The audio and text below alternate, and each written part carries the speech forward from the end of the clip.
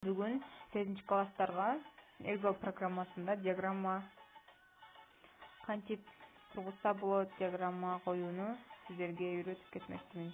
Барыңыздарга эле 3 чейректин жыйынтыгы белгисиз боюнча калды. Ошол 3 чейректин жыйынтыгын биз чыгарып отчетко тапшырдык. Мына ошол 3 чейректин жыйынтыгы боюнча информатика сабагынан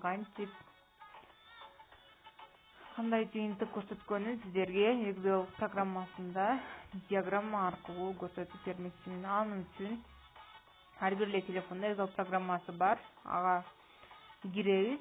Телефондо кантип иштөөнү үйрөтмөкчүмүн. Ал үчүн киргенден кийин плюс белгисин басабыз.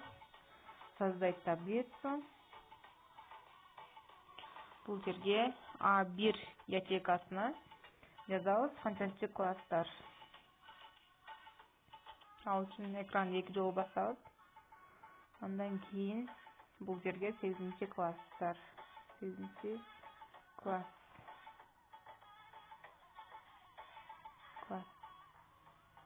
Эми бул жерге процентин көрсөтөбүз.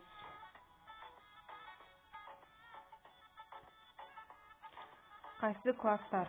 8 А класс,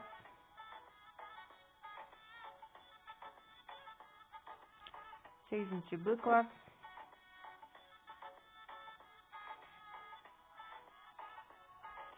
8 В класс, 8 Д класс,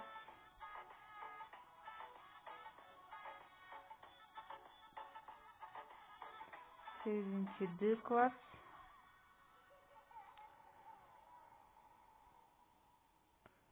8 Е класс, 8 Ж класс.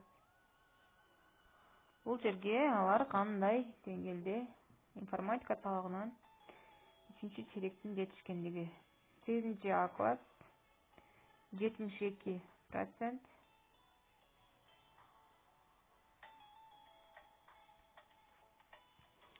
8 Б деле ошол эле сыяктуу 72%, 8 Б класс 85%,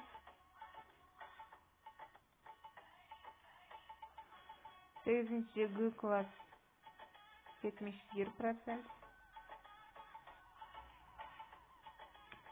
8 Д класс 70%, 8 Е класс 87%, 8 Ж класс 65%. Мына бул жазылганды көк точканы кармап кое бербей жылдырсак, выделить болот. Андан кийин диаграмма коюу үчүн плюс белгисин басабыз. Бул жерде диаграмма бар. Диаграмманы бассак, бизге 8 класстардын канчалык деңгээлде жетишкендиги көрсөтүлөт диаграмма аркылуу. Бул диаграмманы кичинертип жылдырып койсок болот. Ал үчүн диаграмманы басып, акырын ылдыйраак жылдырсак болот. Эми сиздерге бул диаграмма кайсыл диаграмма? Диаграмманын түрү боюнча кандай диаграммалар бар? Тапшырма бермекчимин.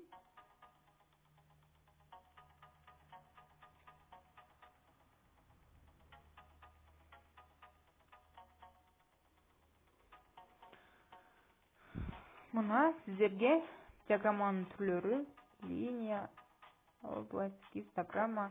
Сиздер менен азыр гистограмманы колдондук. Круг, точки, ар түрдүү диаграмманын түрлөрү бар. Жана кандай диаграмманын түрлөрү экендигин мага тапшырма катары жазып көрсөтөсүздөр. Кандай диаграмманын түрлөрү бар?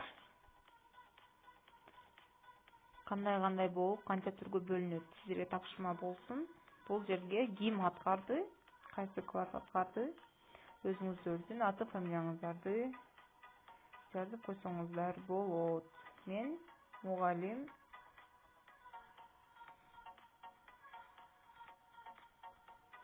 Армурзаева,